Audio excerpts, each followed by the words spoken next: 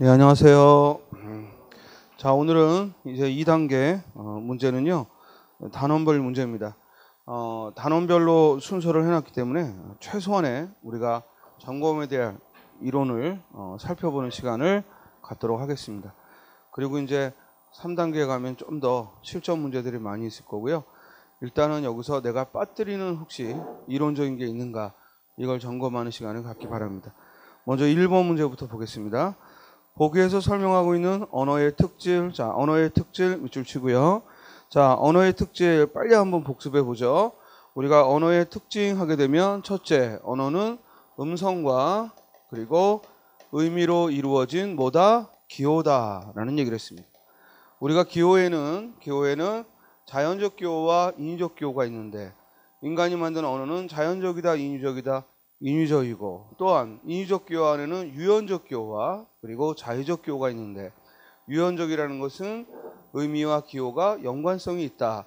예를 들어 올림픽의 심벌 마크라든지 아니면 또 도로 표지판의 구분길 표시, 이런 것들은 그 기호와 실제 사물이 연관성이 있기 때문에 유연적이다 라고 표현을 하지만, 인간이 사용하는 언어는 그 실제 의미와 기호가 연관이 없으니까 뭐라고 표현한다? 자의적 기호다. 그래서 음성과 의미로 이루어진 자의적 기호다. 그래서 제일 먼저 자의성을 이야기합니다. 음성과 의미로 이루어진 기호지만 그 둘은 연관성이 없다. 그래서 자의성을 얘기하고, 자, 연관성이 없는 그 둘로 의사소통을 해야 되니까 우리는 적어도 한국어를 쓰는 사람들끼리는 이렇게 생긴 걸 칠판이라고 하고 이렇게 생긴 걸 분필이라고 해야, 그래야 의사소통이 되니까 우리가 사용하는 언어는 모두 다, 즉 같은 언어를 사용하는 사람들끼리 약속한 거다.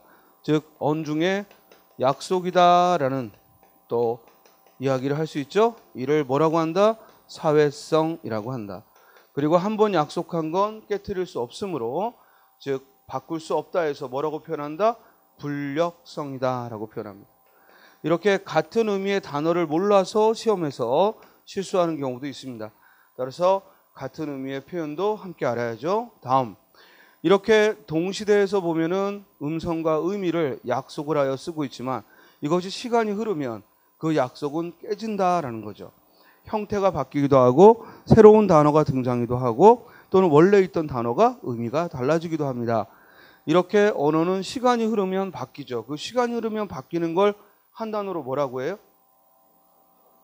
변천이라고 하죠. 변천. 그래서 언어는 변천하더라 이 말이에요. 그래서 언어가 변천하는 성질을 가졌으니까 이를 뭐라고 한다? 역사성이라고 한다. 또 역사성은 바꿀 수 있는 성질이니까 다른 말로 뭐라고 한다? 가역성이라고 합니다. 요 자의성, 사회성, 역사성이 언어의 가장 기본적인 특성이다라고 했고, 그리고 사회성과 역사성은 결국 뭐 때문에, 즉 사회성, 역사성이 필요했다?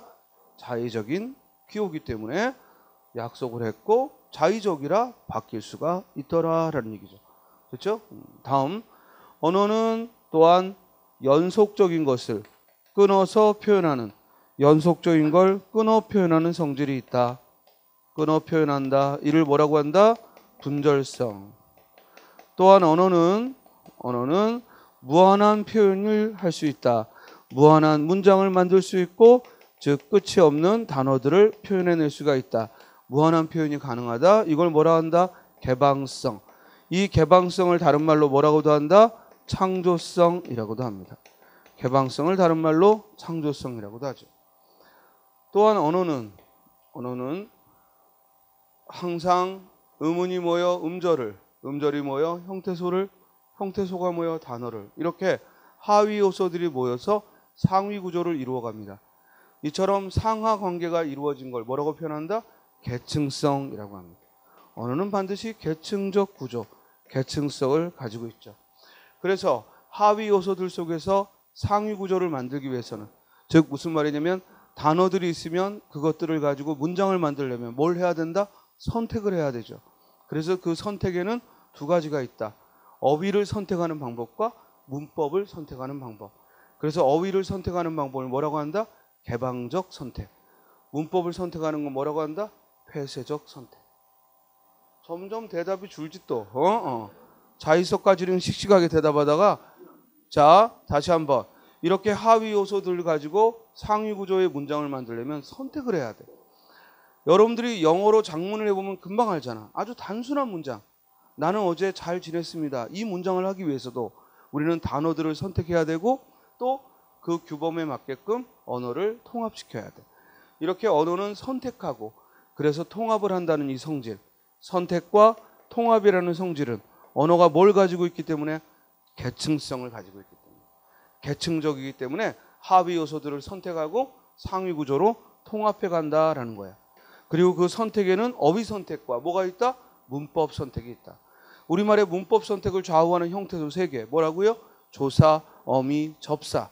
이 조사, 어미, 접사를 바르게 써야 아무리 어휘를 똑바로 써도 즉 예를 들어 나를 빵이 먹었다 이러면은 바보 되는 거야. 이해돼요? 따라서 조사 하나 잘못 써도 문장은 엉터리가 된단 말이야. 그러므로 항상 우리가 무언가 어휘를 선택해서 구조를 상위 구조를 만들어 갈 때에는 문법적 선택과 어휘적 선택이 있다. 점점 언어가 세련된다는 건 뭐야? 문법 선택을 잘한다는 거야. 이해돼요? 자, 그래서 그렇게 언어는 선택과 통합을 이룬다. 이를 계층성이라 합니다. 다음, 이렇게 통합하여 문장을 만들 때에는 그 나라의 규범에 맞게 해야 돼. 즉 우리나라 언어의 규범의 가장 기본은 주어, 목적어, 서술어의 구조야. 즉 서술어가 맨 끝에 가는 그 룰을 지켜야 되는 거죠. 그처럼 어떤 언어에나 그 나라 언어의 어법, 즉 말하는 법과 그리고 쓰는 법이 있는 거예요. 여러분들은 쓰는 법은 문법 해가지고 신경을 쓰는데 말하는데 법이 있다는 걸 또 놓치고 있어. 우리는 말하는데 대표적인 법, 높임법이라는 게 있죠. 그래서 말을 할 때에는 항상 높임법에 맞게 즉 표현을 해야 된다는 것이 있고 그리고 당연히 말을 할 때도 문법에서 이해한 것 같은 어법을 지켜서 말을 해야 돼요. 그래서 우리는 표준 발음이라는 걸 배워서 정확한 발음을 하도록 하는 거죠. 이처럼 모든 언어에는 그 나라만의 어법이 있다. 이를 뭐라고 한다? 규범성이라고 합니다. 이 어법이 있기 때문에 올바른 문장이다 아니다 라는 판단이 되는 거죠. 특히 우리말에서는 한자어가 많기 때문에 그 한자어와 우리말이 중복되기 쉽다. 그래서 중복된 표현을 조심하자. 지나가는 과객이 틀린 표현이다. 이미 과객이 지나간다는 의미를 가지고 있다. 떨어지는 낙엽이 내 마음을 후벼 판다. 떨어지는 낙엽. 자신은 아주 지극히 감상적으로 멋지게 썼다 하지만 엉터리 문장이 되죠. 왜냐하면 낙엽이 무슨 뜻이야? 떨어지는 잎이니까 굳이 떨어지는은 불필요한 표현이 되는 거예요. 사실은 글을 전문적으로 쓰는 사람도 처음에는 이런 중복된 표현을 피하기가 어려워요. 나중에 그래서 뭐가 필요해? 퇴고라는 걸 해요. 근데 글도 잘 안 써본 우리들이 그죠? 퇴고도 안 하고 겨우 글자를 맞춰서 예를 들어 A4 한 장 그러면 A4 한 장에 맞추는 거야. 글자만 양쪽으로. 그리고 뭐야? 퇴고도 안 하고 혼자 뿌듯해서 제출하지. 그리고 왜 A4 한 장에 쓰라고 해서 쓰고 내용도 꽉 차게 썼는데 왜 D입니까? 그죠? 왜 점수는 20점입니까? 따지면 제 얼굴에 침뱉기야. 항상 퇴고라는 걸 잊지 마. 글을 잘 쓰는 사람은 딴 거 없어. 퇴고를 여러 번 한 사람이야. 알겠어요? 글이 엉터리다 하는 건 딴 거 없어. 뭐요? 한 번 쓰고 그냥 낸 거야. 우리가 기타를 연주 잘하는 사람은 다른 사람보다 뭐야? 많은 연습을 한 거야. 이해돼요? 노래를 잘 부르는 사람은 다른 사람보다 훨씬 더 연습을 한 거예요. 그러니까 글을 잘 쓰고 하는 것도 결국에는 자주 퇴고를 하는 거예요. 그러면 시험을 잘 본다. 뭐 한 거야? 나보다 더 연습을 한 거야. 딴 거 없어요. 나보다 빨리 이해하고 내가 이해하지 못한 걸 알고 있고 이게 아니에요. 그만큼 나보다 연습해서 정해진 시간에 잘 푼 거야. 따라서 여러분들도 지금부터는 이제 2월부터는 시험까지 많이 알려고 하지 말고 어떻게 하자? 확실히 알고 그리고 빨리 푸는 훈련을 하자. 알겠죠? 자, 규범성이란 이렇게 모든 언어는 즉 그 나름대로의 어법을 가지고 있다라는 겁니다. 자, 문제 보죠. 별들도 서로의 약속이 없다면 필요한 정보를 전달하지 못할 것이다. 여기까지 보면 별들도 서로의 약속으로 의사소통을 한다는 거야. 여기까지만 보면 언어의 어떤 특성을 말한 거야? 당연히 사회성을 말한 거죠. 그런데 바로 뒤에 접속어 뭐 나왔어? 그러나. 그러나 나오면 앞에 거 꽝. 이해돼요? 그러나 벌의 춤은 한정된 정보만 전달한다. 반면 인간은 한정된 수의 음소 및 음소가 뭐야? 음소가 뭐야? 음소가 뭐야? 선생님이 그랬지. 항상 시험 문제에서든 이런 일상적인 질문에서든 누가 뭔가 이게 뭐냐고 질문하면 여러분들이 학자가 아닌 이상 설명하려고 하지 마. 뭐 하면 돼? 예를 들면 돼. 이해돼? 아니 우리가 학자가 아닌데 왜 설명하려 들어? 설명은 학자가 하는 거고 우리는 뭐야? 내가 이해한 예를 들면 되는 거야. 음소가 뭐야? 자음모음. 알겠습니까? 음소란 소리를 구별하는 뜻의 가장 작은 단위다. 이런 거 설명하려고 하지 말고. 음소가 뭐냐 그러면 자음모음. 벌써 예를 든다는 건 뭐 하고 있다는 얘기야? 이해하고 있다는 얘기지. 이해가 안 되는데 예를 들 수 있나요? 없어요. 이해가 안 되면 예가 안 나와요. 그러나 예를 못 드는데 이해는 할 수 있어요. 이해돼요? 그건 마치 수학 문제를 푸는데 공식은 암기해. 근데 문제는 못 푸는 사람은 가능해. 그러나 문제를 푸는 사람은 뭐요? 공식을 알고 있다는 얘기고. 설령 우리가 알고 있는 공식이 아니더라도 문제를 해결하면 그건 우수한 또 다른 공식으로 자리 잡는 거지. 그러니까 절대 이론에 끌려가지 마. 실제로 할 수 있는지가 중요한 거예요. 예를 들 수 있는지가 중요한 겁니다. 알겠어요? 자, 음소 및 단어와 그것들을 결합시키는 규칙을 토대로 새로운 단어와 문장들을 만들어 볼 수 있다. 규칙을 토대로 한다라는 얘기니까 모두 들어가 있어. 규범성도 살짝 언급을 했죠. 그러나 중심은 이렇게 유한한 요소로 들여다보지도 못한 밑줄 쳐 새로운 표현을 창조해내는 것이 인간이다. 결국 이 글은 인간의 특징을 얘기하면서 새로운 표현을 창조해내는 거다. 인간의 언어는 새로운 표현을 창조해내는 거다라는 데 초점이 있는 거야. 그러므로 이는 언어의 특성 중 뭘 말하고 있다? 창조성. 다른 말로 뭐야? 개방성. 1번. 지금은 미르라는 말이 쓰이지 않고 조선시대에는 인공위성이라는 말이 또 없었겠지. 카톡이라는 말이 조선시대에는 없었겠지. 이해돼요? 무슨 성? 역사성. 2번. 꽃을 피웠다와 같은 말이 되지 않는다. 꽃이 피었다나 꽃을 피웠다라고 해야 바른 언어가 된다. 뭐 얘기한 거야? 규범성. 3번. 우리는 말을 할 때 이미 있던 단어를 합성하여 새 단어를 만든다. 즉 원래 있던 말을 합성하여 새로운 걸 만들어낸다 라는 얘기입니다.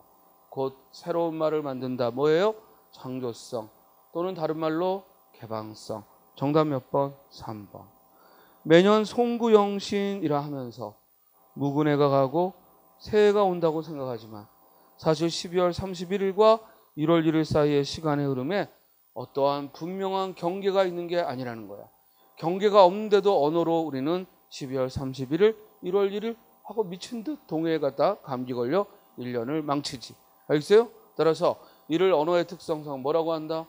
분절성. 이해됐죠? 다음 2번. 이번엔 국어의 특질이야. 국어의 특질. 자, 잠깐 볼까요?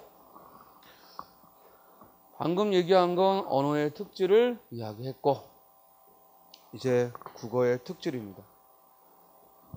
혹시라도 방금 언어의 특질을 하면서 지금 한 문제를 가지고 언어의 특질이라는 단원을 이론적인 걸 소개했습니다.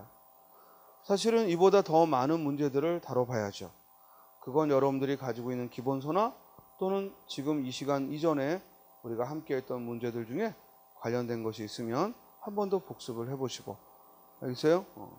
지금 이 한 문제가 비중으로 본다면 우리 시험에서 지금 한 200여 문제를 이번 달 다루는데 한 문제 정도면 충분한 비중이거든.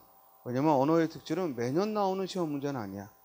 그렇지만 언제라도 출제가 될 수 있는 부분이니까 그 비중만큼 문제들을 배열했기 때문에 여러분들이 설령 한 번이라도 언급됐다면 그건 절대 놓치지 말고 공부하시고. 알겠어요? 대신 그 풀어보는 문제가 많지 않기 때문에 또 여러분들이 그 단원에 있어 또는 그 해당되는 문제에 있어 부족한 게 있다면 한 번 더 기본서를 보거나 수업 들은 요약집을 보거나 자기가 노트한 걸 보거나 이러면서 그때그때 오늘 하루 또 국어를 복습한다면 짧은 시간이지만 몇 개월의 효과가 날 것이라고 봅니다. 알겠습니까? 자, 이제 2번은 국어의 특질로 갑니다. 먼저 국어의 특질을 다 살펴볼 필요는 없고요. 왜냐하면 국어의 특질은 우리가 직접 정리하지 않더라도 우리말이기 때문에 여러분들이 알고 있는 겁니다. 대신 평소에 잘 의식하지 못했던 것만 우리가 돌아보면 우리 국어는 그 특징을 말하는데 일단 형태상의 특징과 계통상의 특징이 있습니다. 우리 언어는 계통상 어디에 속한다? 알타이어에 속한다. 이건 그냥 단순 암기라고 그랬어? 알타이어에 속한다. 그리고 형태상 우리는 문법적인 걸 표시하는 것이 조사, 어미, 접사 등이 다른 말에 붙어서 다른 실질 형태소에 붙어서 문법적 관계를 표시하는 언어니까 영어는 형태를 활용하여 문법을 드러내기 때문에 굴절어라고 하고 우리는 활용을 하는 건 용언밖에 없고 나머지는 모두 다른 형식 형태소가 붙어서 표시를 하므로 우리는 형태상 뭐라고 한다? 교차어라고 한다. 교차어의 다른 말로 뭐라고도 한다? 첨가어. 또 다른 말로 두 개가 한 개니? 또 다른 말로 부착어라고도 하죠. 부착어라고도 합니다. 그래서 교차어, 첨가어, 부착어라고 하고 우리말의 형태상 교차어, 첨가어, 부착어라는 것은 형식 형태소가 발달했다는 얘기고 문법을 나타내기 위해 그런 형식 형태소를 실질 형태소에 붙여 쓴다는 겁니다. 우리말의 형식 형태소 세 가지 뭐 있다고요? 조사, 또 어미, 또 접사. 자, 조사가 주로 붙는 실질 형태소를 뭐라고 한다? 체언. 어미가 달라붙는 실질 형태소를 뭐라고 한다? 어간. 그리고 접사가 달라붙는 형태소를 뭐라고 한다? 어근. 그죠? 접사란 어근, 단어의 뿌리가 되는 말에 붙어서 새 말을 만드는 파생법을 만드는 형식 형태소다. 됐죠? 다음, 우리가 국어의 특질을 학습하는데 세 가지로 분류했죠? 뭐로 분류했어요? 음운상의 특질. 이건 소리와 관련된 거죠. 그 다음 또 어떻게 했어요? 형태상의 특질. 이건 어휘와 관련된 거죠. 그 다음 또 어떻게 했어요? 구문상의 특질. 이건 문장 성분과 관련된 특징을 얘기하죠. 이해됐어요? 자, 음운상의 특징, 형태상의 특징, 구문상의 특징으로 나누어 설명합니다. 그러면 구문상의 특징, 형태상의 특징, 음운상의 특징은 우리말 특징을 분석해 보는 데 있어서 소리에 초점을 두느냐, 단어에 초점을 두느냐, 문장 성분에 초점을 두느냐 이 차이밖에 없는 거야.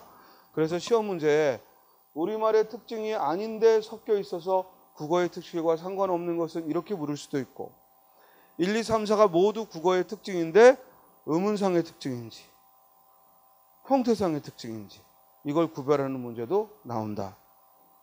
이해돼요? 그러니까 음운과 형태, 구문이라는 말을 이해해야 돼. 음운은 뭐라고? 자음, 모음, 소리와 관련된 거야. 음운 변동과 관련된 거야. 우리가 음운론에서 학습한 내용이 음운상의 특징이야. 다음, 형태상의 특징이란 우리가 단어의 품사와 그리고 단어의 합성법, 파생법을 공부할 때 알고 있던 지식, 이것이 즉 형태상의 특징이야. 그리고 구문상의 특징은 곧 우리말의 문장 성분과 관련되어서 즉 우리말은 서술어가 맨 끝에 온다는 거, 그리고 우리말은 형식 형태소가 발달했다는 거, 그리고 우리말은 수식어가 피수식어 항상 앞에 온다는 거. 이해됐어요? 자, 형태상의 특징 4개만 들어볼까요? 첫째, 우리말의 어휘는 고유어와 외래어와 한자어로 이루어졌는데 고유어, 외래어, 한자어 중에서 가장 비중이 큰 것이 뭐다? 한자어다. 다음 우리는 상하관계가 발달되었기 때문에 친족어와 높임말이 발달했다. 또한 우리는 감가어가 발달해서 그 감가어가 비유적으로 표현되기도 하고 또한 우리말은 상징어가 발달되어서 의성어, 의태어 등과 같은 상징어가 발달되어서 그것으로 새 말을 만들기도 한다. 이해됩니까?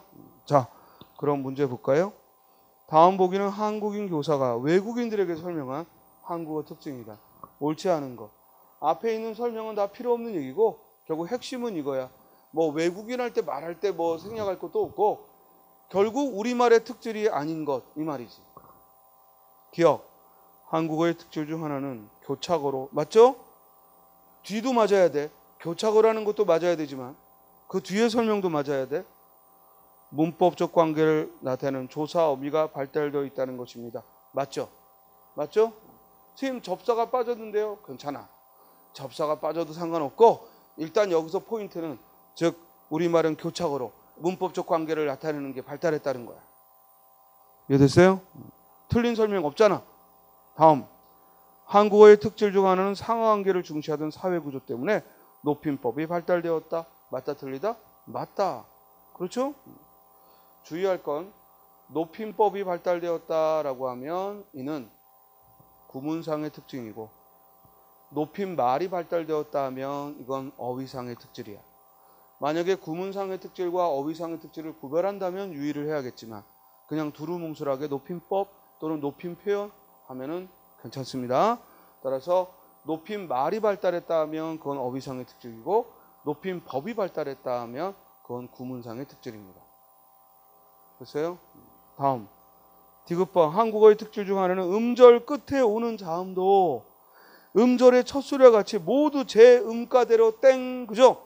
선생님이 지금 제 음가대로 여기서 땡 하고 끝냈어. 뒤에 안 읽었지? 시간을 전략해야 돼. 1초라도. 이해돼요? 우리말의 음절의 끝소리는 첫 소리와 달리 그 소리 나는 게 뭐야? 7개의 대표음만으로 소리가 납니다. 첫 소리가 모두 소리 나지는 않죠.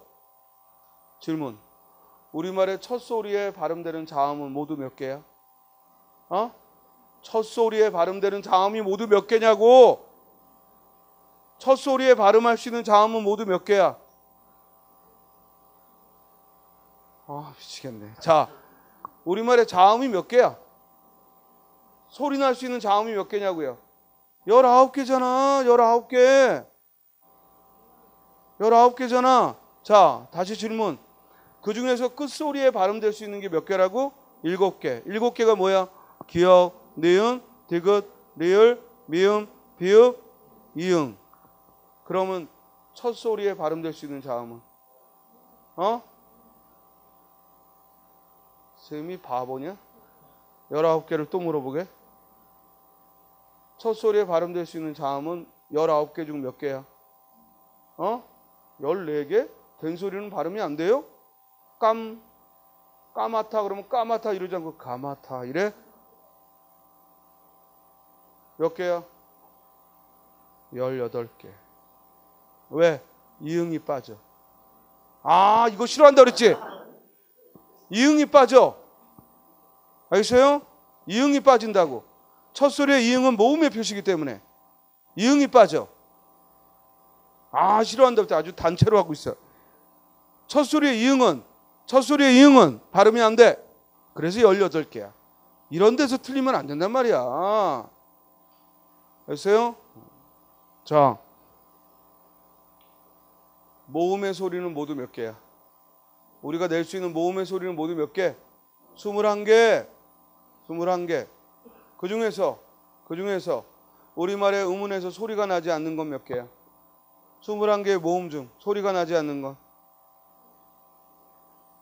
21개의 모음 중 우리말의 모음에 소리 나지 않는 게 몇 개냐고? 당연히 없죠. 알겠어요? 소리가 안 나는데 뭐하러 우리 모음에 넣겠어요? 됐습니까? 근데 왜 있는 것처럼 물어보냐? 내 마음이지. 출제하는 사람 마음이지. 알겠어요? 자, 질문. 19개의 자음 중 기본 자음은 몇 개예요? 14개. 뭐가 5개 빠지죠? 된소리 5개가 빠지는 거야. 쌍기역, 쌍디귿, 이건 기본 자음을 말하는 거야. 세종이 훈민정음 만들 때 만들어 놓았던 그 17개 중 지금 남아있는 건 14개란 얘기야. 기본 자음은 14개야. 기본 모음은 몇 개야? 기본 모음은 21개 중 기본 모음은 몇 개야? 10개라고. 10개. 왜 11개야? 10개지. 그 10개가 기본 모음 10개가 뭐예요? 아야, 어여, 오요, 우유, 의이. 학원은 교재가 준비가 안 돼 있고 학생은 지식이 준비가 안 돼 있고 그럼 문제반 안 해야지. 지금 문제반 할 게 아니지. 자꾸 반복해야 돼. 알겠어요? 자, 다시 한번. 우리말의 음운은 소리가 나는 게 모두 40개예요. 자음 19개, 모음 21개. 그런데 그 19개의 자음 중 기본 자음이 14개예요. 그리고 모음은 기본 모음이 10개고요. 이 기본 자음 14개가 세종이 처음 만들었던 17개에서 14개이기 때문에 3개가 소실되고, 세종이 만든 기본 모음은 11개인데 지금은 10개라 아래야 하나가 빠지는 거예요. 이 관계를 잘 이해하셔야 돼요. 그리고 받침에 올 수 있는 자음이 7개의 대표음이다. 그런데 첫 소리에 올 수 있는 자음은 뭐냐? 19개 모두 소리 나는 게 당연한데 이응은 자음으로 첫 소리에서 치지를 않아요. 그래서 18개가 첫 소리에서 발음이 되는 거예요. 이해되세요? 그렇다고 우리 자음을 18개라고 말하지 않는 이유는 이응은 당연히 받침에서는 발음이 인정되기 때문에 우리가 이응을 즉 포함해서 이야기를 하게 되는 거예요. 그리고 모음은 반드시 모두 소리가 나요. 오히려 모음은 어떤 경우에는 2가지 모음의 발음을 허용하기도 하고, 또 어떤 경우에는 본래의 형태와는 다른 모음을 소리하기도 하기 때문에 발음에 있어서 항상 모음에 주의를 하라 얘기를 했어요. 우리 대표적인 모음, 발음이 여러 개인 게 대표적인 게 뭐가 있죠? 의모음이 그렇죠? 의모음. 환경에 따라서 의는 의로도 발음하고 이로도 발음하고 애로도 발음하기 때문에 항상 주의하자라고 했어요. 이해됐어요?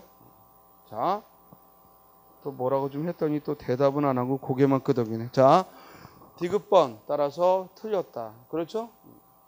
리을번. 한국어의 특질 중 하나는 어두가 뭐야? 단어의 첫소리. 어두라는 게 무슨 뜻? 단어의 첫소리야. 고기 머리가 아니라, 알겠어요? 어두는 단어의 첫소리를 말하는 거야. 이런 고급의 농담은 못 알아듣겠지? 한자를 모르니까. 자, 그래서 어두 하면은 단어의 첫소리. 알겠어요? 자, 단어의 첫소리에 특정 자음이 오는 것을 피합니다. 그 특정 자음이 뭐죠? 일단 이 리을의 설명을 음운 변동상 뭐라고 그래요? 두음 법칙이라고 하죠. 두음 법칙. 그리고 그 두음 법칙에서 첫 소리에 오는 걸 꺼리는 특정한 음운, 그게 뭐야? 리을. 또 냐녀 뇨뉴 니. 알겠어요? 자, 주의할 거. 지금 한국어의 특질 중 하나는 어두의 특정 자음이 오는 것을 피한다 했는데, 한국어라 하지 않고 이걸 만약에 남북한 언어를 모두 포함하는 그런 의미로 얘기한다면 안 되는 게, 북한은 두음 법칙을 인정하지 않는다는 거. 이거 주의해요. 북한은 두음 법칙을 인정하지 않는다는 거. 그리고 이 두음 법칙은 우리말 중에서도 어떤 말에만? 한자어에만 적용이 되는 거예요. 한자어에만 리을이 오는 걸 꺼려서 로인이 아니라 노인이지만 외래어 라디오 상관없지. 이해돼요? 따라서 항상 우리말 중에서도 한자어에만 적용되는 게 두음 법칙입니다. 됐죠? 다음 페이지. 이제 3번 문제로 가면은 이제 음운 변동의 예로서 음절의 끝소리 규칙이 적용되는 걸 정리했다고 했어요. 자, 기역부터 디귿까지의 예를 잘 이해한 걸 물었어요. 항상 이럴 때에는 선택지부터 가세요. 이해돼요? 기역을 먼저 보고 미리 편견 갖지 말고, 아, 이건 이런 예로서 든 거야 라고 편견 갖지 마. 그러지 말고 곧바로 선택지로 가요. 기역에 있는 예들은 자립 형태소 뒤에 의존 형태소가 올 때 적용되는 거다라고 했어요. 기역의 박, 무릎, 빛, 박 같은 뒤에 아무런 형태소도 오지 않죠. 틀린 설명이죠? 아무런 형태소도 오지 않고 혼자 있을 때 일어나는 거야. 이를 우리는 음절의 끝소리 규칙이라 하고, 이렇게 혼자서 음운이 교체되는 건 자생적 변동이라고 해요. 만약에 다른 환경 속에서 어떤 다른 형태소가 와서 변하면 그건 결합적 변동이라 하고 이렇게 다른 음운에 관계없이 음절 끝에 있다는 위치상만으로 교체가 일어나면 자생적 변동, 자생적이란 말을 써요. 스스로 바뀐다 이 말이에요. 그러므로 가는 기억은 자생적 변동의 예이므로 뒤에 의존 형태소가 올 때라는 말은 틀렸죠. 됐죠? 다음. 그러면 공부를 한 우리는 1번은 어떤 말에 대한 설명이라고 생각이 돼요? 연음 법칙을 말할 때 필요한 설명이다. 2번. 니은은 뒤에 오는 형태소가 실질적인 의미를 지를 때 적용된다. 틀렸죠? 왜요? 니은의 뒤에 오는 형태소 도는 조사고, 과 조사고, 고 어미야. 이해돼요? 그러므로 이런 것들은 실질 형태는 숫자 할 때 자밖에 없어. 나머지 앞에 있는 것들은 실질 형태소가 아니죠? 그러므로 설명이 틀렸죠. 이해돼요? 그리고 2번에 사용된 설명은 뭐에 대한 얘기예요? 절음 법칙. 절음 법칙을 말할 때 필요한 설명이에요. 3번. 디귿에 속하는 자료로 마딘사, 머딘 그리고 미달에 부어거멈 즉 겉옷으로 발음되는 걸 추가할 수 있다. 정답이죠. 3번에 사용된 예들은 모두 뭐야? 절음 법칙. 뒤에 오는 실질 형태소가 모음으로 시작하는 실질 형태소가 올 때 앞에 있는 받침은 먼저 음절의 끝소리 규칙이 일어나고 그 다음 그 대표음이 뒤에 첫 소리로 가는 거죠. 됐어요? 4번은 선택지 4개 만들려고 끼워 넣은 거지. 이해됩니까? 따라서 마딘사, 미달의 부어거멈은 뒤에 오는 모음으로 시작하는 말이 실질 형태소일 때 우리 받침에 있는 음은 대표음으로 바뀌어 다음 음절의 첫 소리로 발음된다는 절음 법칙을 말하고 있습니다. 다음 4번 문제로 가죠.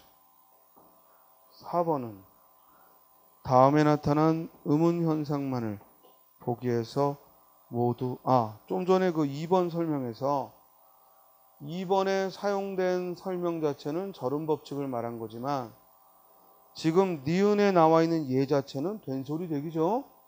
그렇죠?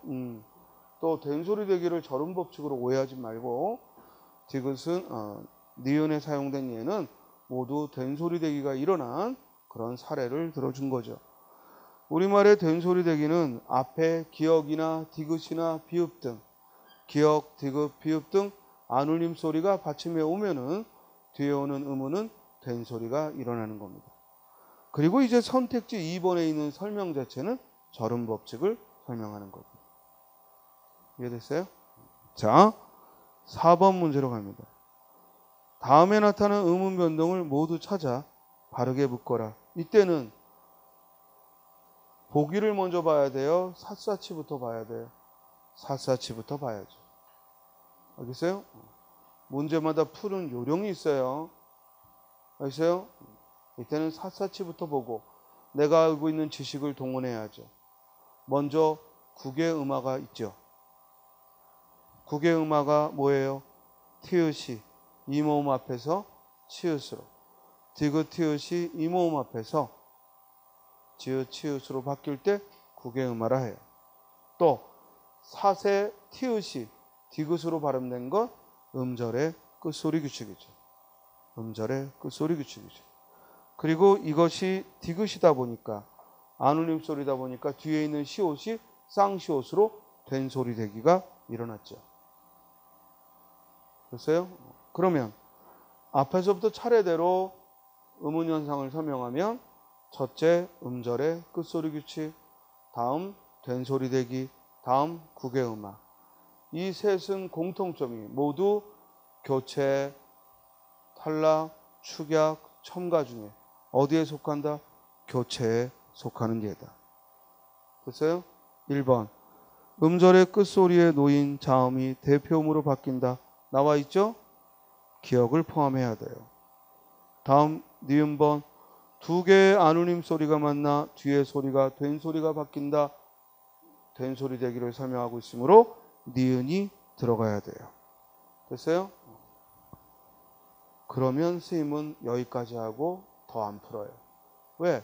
답이 될 수 있는 게 3번밖에 없기 때문에. 이해됐어요? 이해됩니까? 항상 우리가 문제를 푸는 건 아는 거 써먹는 게 아니라 답을 찾기 위한 거예요. 답을 찾는데 너무 많이 아는 걸, 즉 에너지 낭비하지 마. 선택지 보면서 답 딱 보이는 순간 딱 멈추는 거예요. 그래서요? 디귿 리을까지 막 해보고 싶은 욕심이 생겨도, 알겠습니까? 그건 집에 가서 하고. 알겠죠? 기억 니은만 딱 봐도 답이 끝났어. 그러면 대신 정확히 풀었을 때를 얘기하는 거지. 알겠어요? 정확히 우리가 의문 현상을 찾았으니까 기억 니은까지 하고 멈추는 거예요. 자, 디귿 볼까?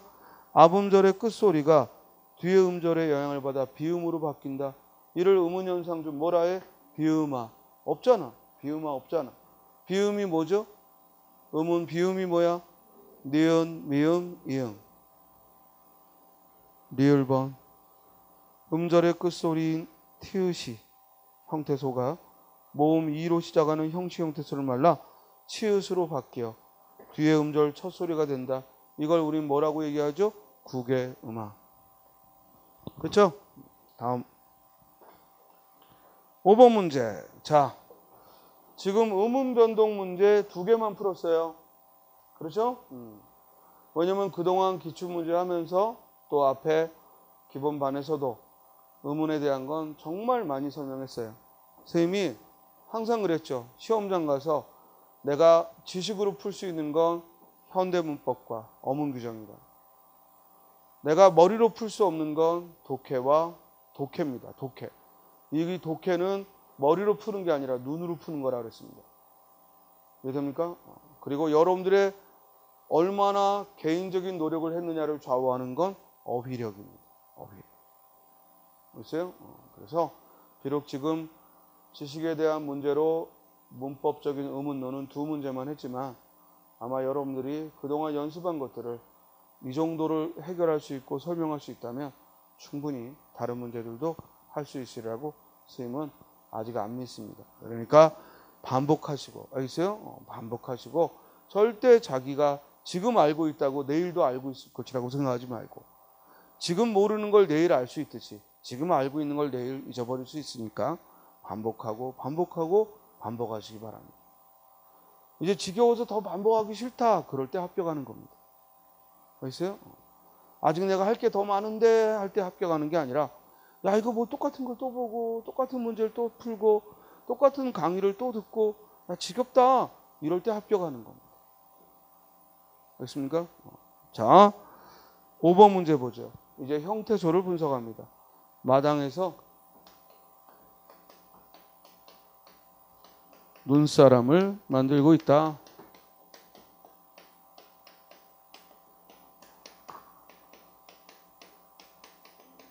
자, 먼저 이 문장은 몇 어절로 이루어져 있습니까? 몇 어절로 이루어져 있습니까? 4어절로 이루어져 있습니다. 하나, 둘, 셋, 넷. 어절은 띄어쓰기의 단위라고 했습니다. 다음, 단어는 몇 개입니까?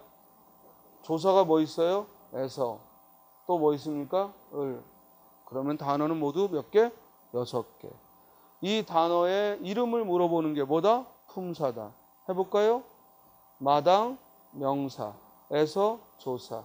눈사람, 명사. 을, 조사. 만들고, 동사. 있다, 보조용어. 됐어요?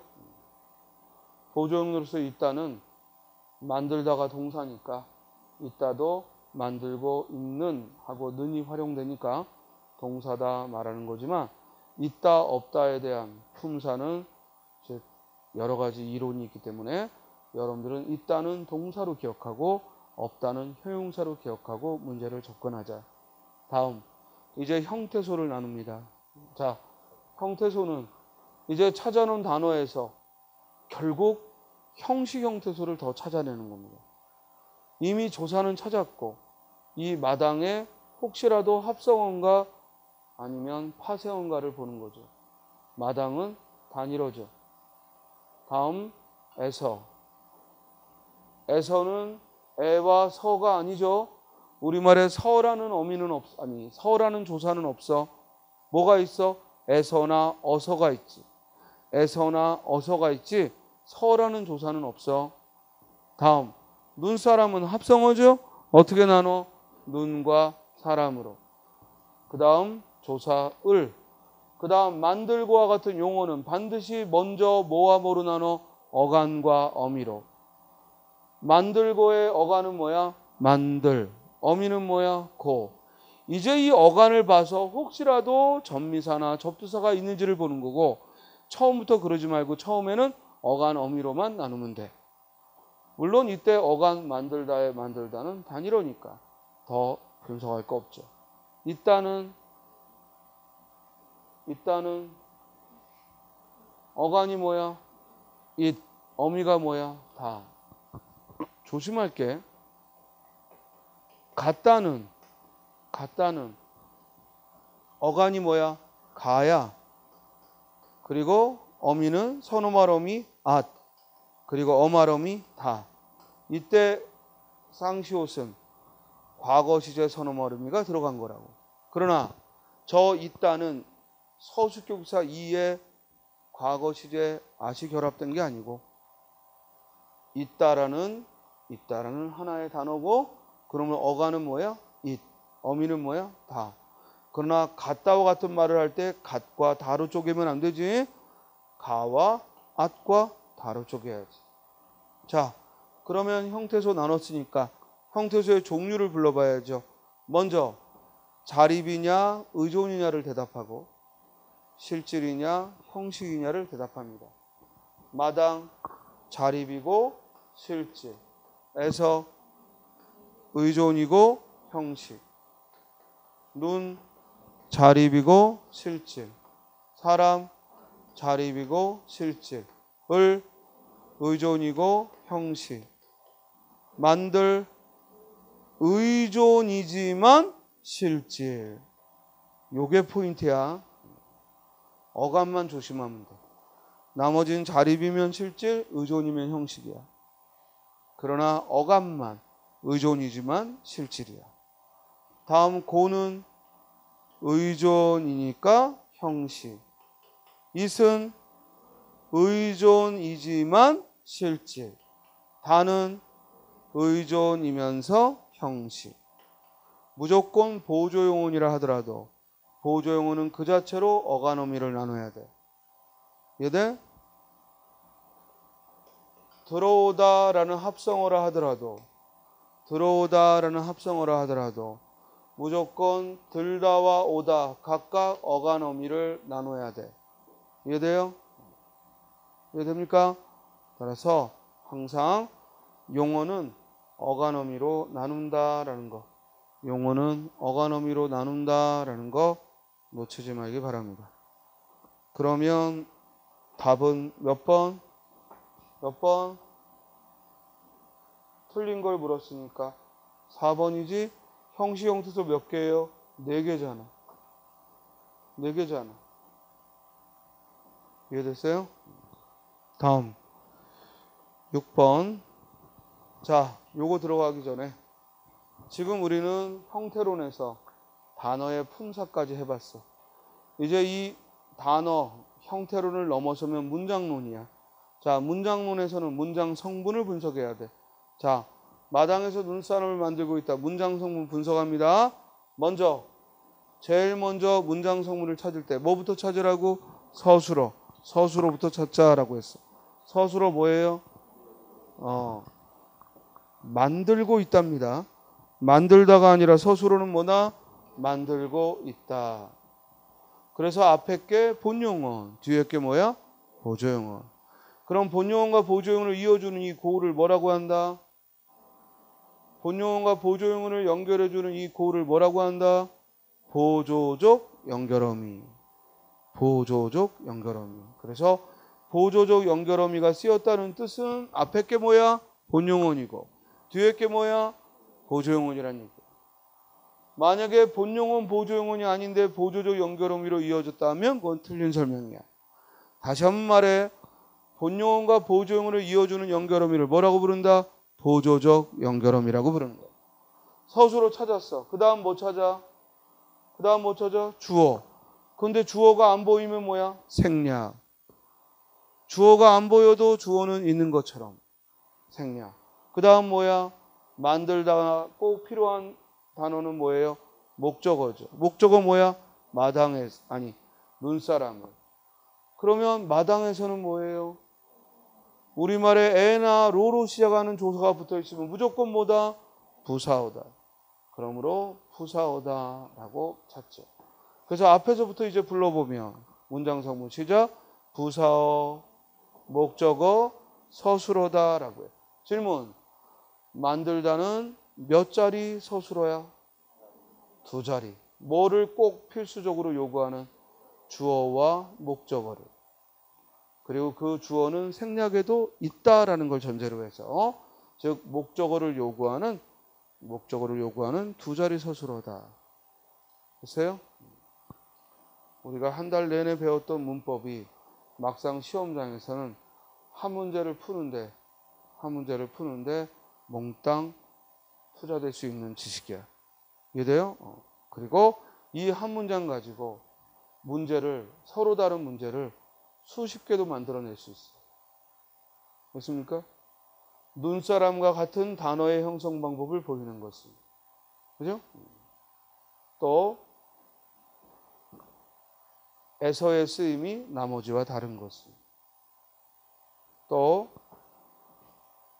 여기 만들다와 그 활용이 같은 것은. 만약에 만들다와 활용이 같은 것은 하면 뭐 찾으면 돼? 규칙 활용을 찾으면 되지. 만들다, 만들어, 규칙 활용을 찾으면 되지. 이해되세요? 이따와 같은 쓰임을 보이는 단어는 그럼 뭐 묻는 거야? 보조용은 묻는 거지. 무궁무진해. 물어보려면. 이해돼요? 또 밑줄 친 말 중 에서 을 만들고 있다. 이 밑줄 친 4개의 어휘 중 그 선택이 가장 자유로운 것은. 밑줄 친 에서 을 만들고 있다 중 그 선택이 가장 자유로운 것은 뭐예요? 만들다예요. 이해돼요? 왜? 있다는 혼자 못 쓰고 앞에 본용어를 도와줘야 되니까. 이해돼요? 이때 이 만들다의 자리는 눈사람을 만들 수도 있고 눈사람을 그릴 수도 있고 눈사람을 부숴버릴 수도 있고 눈사람과 눈사람을 찰 수도 있고 얼마든지 여기는 다른 어휘가 들어갈 수 있지. 지금 선생님 말이 무슨 말인지 알겠어요?